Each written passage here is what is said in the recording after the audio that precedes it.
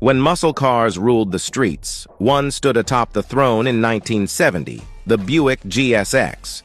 Combining aggressive style, tire-shredding power, and track-inspired handling, the GSX set a new benchmark for GM performance. For one glorious model year, Buick transformed its Grand Sport into the ultimate street brawler. Under the hood, the fearsome Stage 1, 455 cubic inch V8 churned out 360 horsepower, enough grunt to rocket the GSX from 0 to 60 mph in just over 6 seconds. Visual tweaks like a hood tack, rear deck wing, and sinister blacked-out grille gave the car an intimidating presence.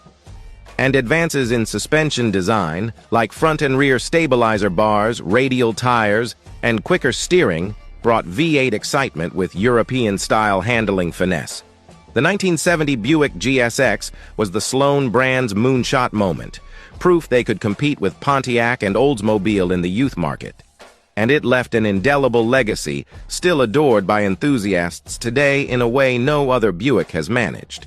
For one brief shining year, the GSX stood at the pinnacle of style, power, and track prowess.